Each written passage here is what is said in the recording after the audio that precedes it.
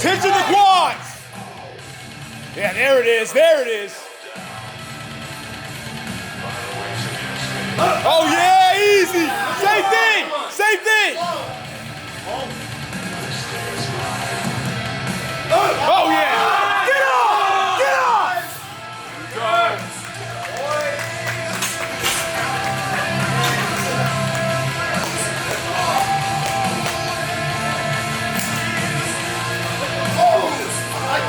What's up, guys? I'm Williams, aka TheSwolefessor, education on health, fitness, social well-being. Welcome to episode 1 of The Essence of Powerlifting. First episode of the prep series going into the Lone Star Strength Classic. That'll be going down here at Lone Star Strength in Saginaw, Texas in 15 weeks, May 25th. We're 15 weeks out. You guys saw my last video. I kind of gave you a rundown of kind of what things are looking like and kind of what's up with this prep. Which funny is I said last video, but for me it was just last night when I recorded that. But yeah, I'm really excited. And the reason why I'm calling this series The Essence of Powerlifting is kind of like I alluded to last video. And I was kind of just thinking about it this morning. I'm like, this meet truly is, and this prep truly is just like what the essence of powerlifting is really about, especially from my perspective, right? Because you guys can already see. You guys got to see Brian R., who's a Gnosis client, hit a 595 PR deadlift double and almost PR triple. And you guys saw my client, Brian M., hit a 562, a weight that I just would love to hit for one right now, for a PR double, right? So it's like, I have to sit down and watch, my clients and my friends and my competition, right? Like push up these big numbers while knowing that the game plan for me is to not go too crazy during this prep, just to build that momentum and save it for when it really matters, which is going to be on the platform. The hardest I'm probably going to push my squat will be at the end of this block, and then for the 11 weeks after that, it's just keeping the fitness where it needs to be until it's time for the next big push on the platform. But it's like, that's kind of, in a way, what the Essence of Powerlifting is about, right? It's not about like just big flashy posts or always hitting these PRs. It's the constant work that goes into it, day in, day out, the lighter top sets, the back down volume, pushing your accessories, doing what's laid out for you, regardless of what the people around you are doing, right? And for me, like I said, because I'm coaching so much of my ops and sitting there laying out their numbers, knowing what they get to hit, right? Like, it's funny because like if I was a messed up person, it's like, oh, that gives me an advantage. But in this case, it almost is like, makes things more mentally daunting because I get to see, man, they get to go for this and that, and I'm just over here hitting this, but I have to stay the course. Remember, like, what it's really about when it comes to the training. We train hard to show up on the platform. We don't train hard just to show up in training, but then miss what we should on the platform, right? And then, like I said in the last video, so this is a powerlifting because it's like I just get to have a fun time competing against my friends. Like, gonna be a lot of trash talk, you know what I mean? But also a lot of support. Just people like pushing each other to be better, to get stronger, pushing each other to beat our previous selves and pushing each other to beat each other. Like, that is what powerlifting really is about, right? So you're trying to get as strong as possible, be better than what you were last week, last month, last year, and at the same time, trying to beat those around you in that competitive field, right? So to me, the essence of powerlifting is just the perfect name for the series. With that being said, as far as squats, you guys just saw, like I said, it's week one. So we had a quick little 2-week block, if you will. After the meet, we finished out the rest of the week post-meet, and then had a quick little 2-week block just to kind of get things going. So I can now be set for the 15-week out mark today and have normal 4-week blocks leading into the meet. So just did a little bit more than what I did 2 weeks ago for week one of the last 2-week block. 192.5 for my top single, felt really, really good. 2x3 back downs, and then back down sets of 5, all felt good, all a bit heavier than what I did 2 weeks ago. And you guys can see I'm just focusing on holding on to like that extended position, which feels so good, lets me stay in the quads. Because for me, just so you guys can see, it's a kind of a matter of like, before, I kind of unrack and I let myself kind of like get extra stacked like this, which looks really good as far as my torso. But then when I let the knees track forward, right, all that ends up happening is I get that natural forward lean. I get a little bit out of position. I pitch forward a little bit. It doesn't feel as good.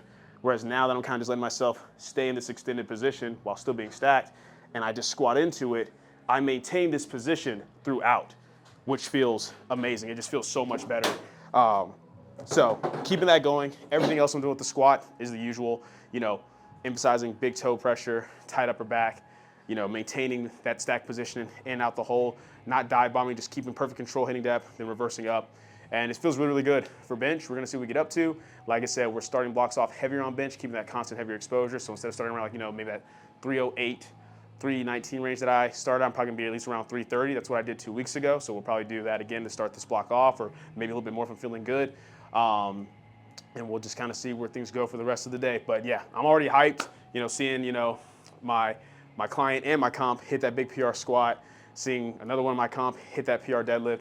And then the fact that we're all on our phones watching Sheffield right now, it's just going crazy, man. So hyped to see it, especially for the homie, Natalie Richardson. So proud of her, and just seeing her go out here and do her thing. My boy, Gavin Aiden, finally came in and got that squat, undeniable, took the record on the second, and then a big record on the third.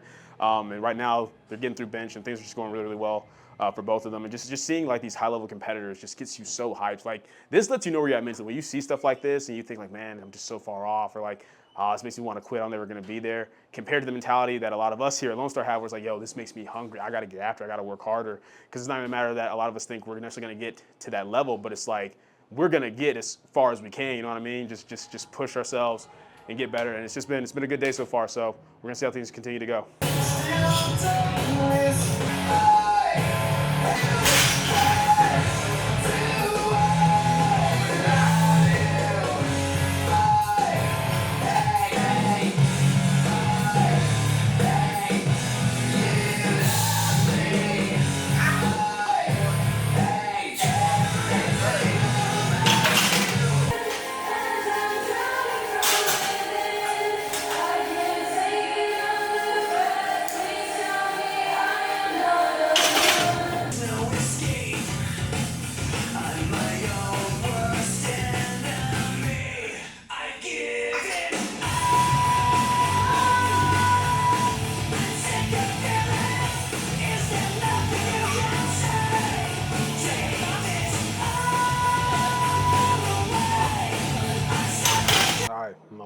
Y'all see me looking down real quick, and I have got the AirPod in, so I'm trying to make sure I don't miss Natalie's third pull. But bench felt good. Like I said, since we restarted the block today, and technically like a quick 2-week block starting 2 weeks ago, I just took the same weight on bench, just 330, but it moved so much better than what it did 2 weeks ago. The max grip feels really, really good and comfortable. As you guys can see, like I talked about, let's be my setup. You know, I start off the bench, right? Use my legs to really just force myself to drive into position, let my feet be a little bit more in front than what they historically have been. I'm not somebody where like, you know, my feet are way back, but they used to be a little bit closer, and now they're further away from me, so I can just drive that sternum up, get my neck long, feel that neck pressure, and it feels really, really good. And for 330 to move that well on a week 1 is fantastic. So really happy with bench.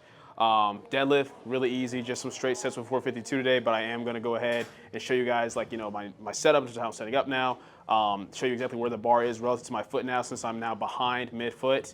And yeah, that'll pretty much be it.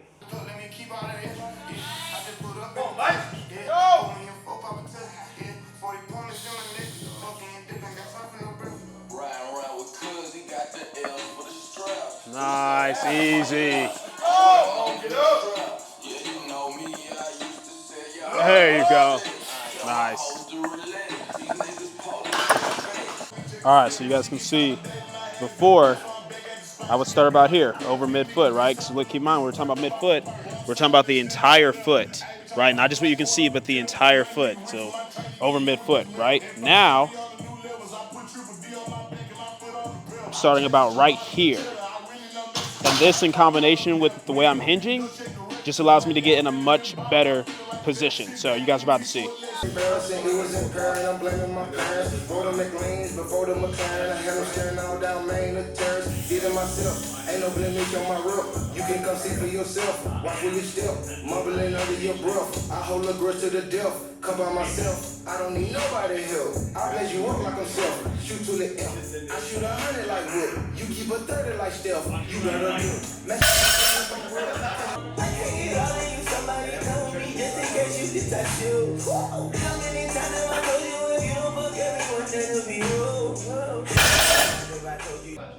Hey, it's too late for that.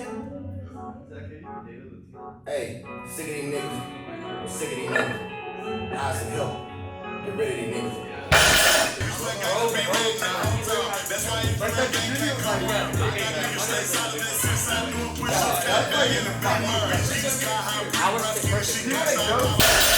Man, so before I talk about my deadlifts, let's talk about the fact that Delaney Wallace just pulled on his second deadlift, mind you, over the world record total. He officially has a world record total now, so big congrats to him, because that's impressive. He was so close last year at Sheffield, so doing the second, and looks like he still, I'd say, still has a little bit of weight left in the tank.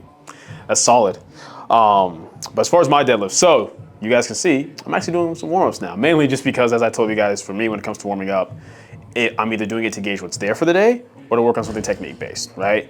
Obviously, with 452 for assigned loads, I don't need to gauge what's there. It's there, it's assigned load, I got it. But I'm still getting used to this new technique. You guys could see with the two reds, like it felt good, but I literally came off my toes a little bit because I have to get used to the fact that I'm like sitting back a little bit more, really loading my glutes and hamstrings to make sure I'm keeping that big toe pressure so that the entire foot is rooted the way it needs to, which I definitely emphasize more on the 3x1 with the 452. First set was good. Like I said, I'm trying to emphasize keep my arms a little bit longer and not having too much tension to the bar until I actually wedge. So I have to make sure I'm timing that with a slack pull. So the slack pull wasn't quite timed correctly on that first set, which is why you guys see my hips raised just a little bit. But then on the second and third, got it in groove and felt really, really good. And the cool thing is, even when there's a little bit of like slip up or things to work on with this positioning, it still just feels so much better. Like my back feels amazing. It doesn't feel like, you know, my back's heavily involved, even though obviously it is in terms of like maintaining that position, but it just feels like I'm leg pressing the weight off the floor. So I'm very, very happy with where the pulls are at. And this is exactly why we're just working on this nice technique work right now with these assigned loads, and then starting next block, getting the top set back introduced, and just pushing things the way that I need to. So I'm very excited to see how this holds up as the weight gets heavier, but right now it feels fantastic. So all we got left is belt squats, some dumbbell RDLs, and then that's it for the workout.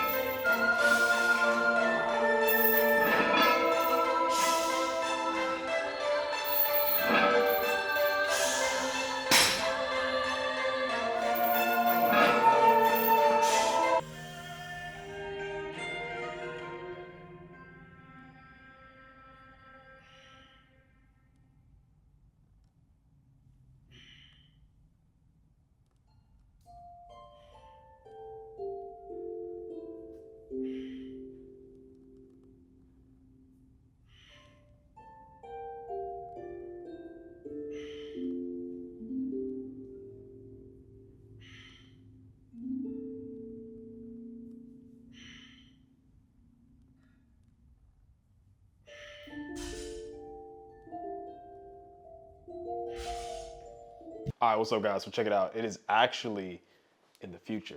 No, it's now currently Monday, February 19th, and I was last talking to you guys a little bit over a week ago on February 10th, week 1 SBD. At this point, we already got through the week 2 SBD. We got through all of week 1, all that kind of stuff.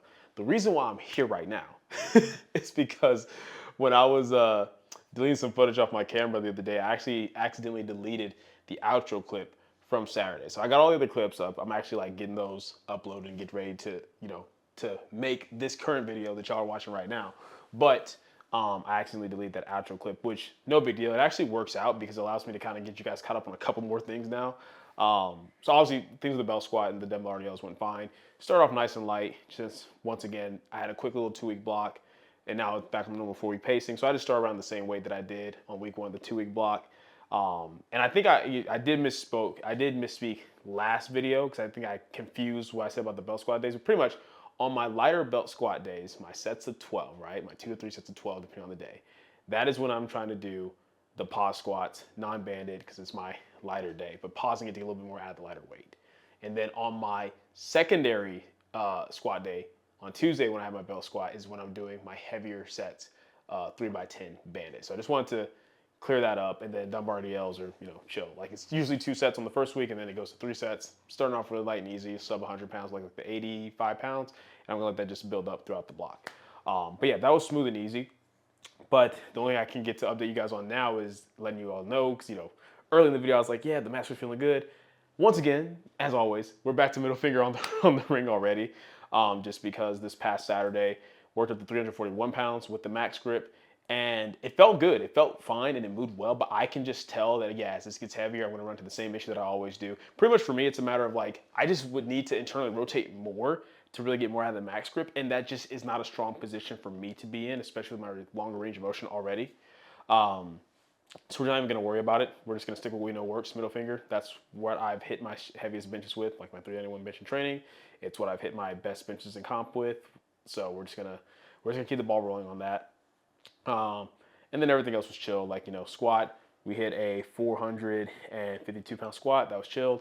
For the 4x1 on deadlifts, we had 468 pounds. That was smooth. The one thing that we are definitely going to do is start back with starting heavier on squats for our block, because keep in mind, I come from the background for the past 2-3 years of doing the 3-week blocks. So when it came to singles, I would be starting around like, 205 kg, like 452, and then we jumped to like 463 to 474, and then a big jump to the mid 500s on the week 3. So with it being now 4 weeks, we were like, okay, well, let's start a little bit lighter than that, but it's just too light, because hitting like, that, 419, 425 threshold on the week 1 just has things feeling way heavier than they should on my week 1 secondaries, and then even heavier on my week 2 primary, because even though the 457 moved well, it just it shouldn't feel as heavy as it did on my back. So we're gonna start off a little bit heavier, like around that 450 mark next block.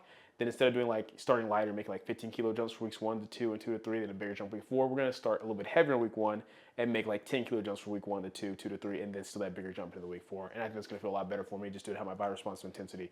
But yeah, that's pretty much it for those few updates. But yeah, that's why I'm doing the intro, the outro here now. But honestly, it's been good because it's just giving me more time to really think, and I'm really excited. I'm really looking forward to this prep series. You guys already know, as always, I'm going to take you through everything, the ups, the downs, my thought process. Going to, of course, do everything I can to execute, but the mistakes, you guys are going to see that as well, as you guys already know you always do. I'm very big on transparency with this channel. I'm big on showing you guys that I'm constantly trying to learn and grow as a lifter, as a coach. Like, no matter how much success I have in either realm, I want to continue to grow and get better, right? And I'm just excited to you guys, with me through this. And I think this was just a little bit different because it's nice, like it's an at-home meet, like I said, with the homies. Most of the homies that I'm competing against are also my clients. And I'm just excited because I get to showcase with this one, not just my work, but the work of my clients, right? So you guys kind of get to see, the successes that I'll have as a lifter and the success that I'll have as a coach with my lifters, as, with the success that they're going to have. But yeah, that's pretty much it for this first episode. Like I said, I look forward to taking you guys through this series. I hope you guys enjoy it. I hope you guys enjoyed the video. If you did, let me comment down below. Let me know what you did. If not, let me comment down below. Let me know what can be better. Like the video, share, subscribe. Keep it simple, specific, scientific. I'll catch you guys later.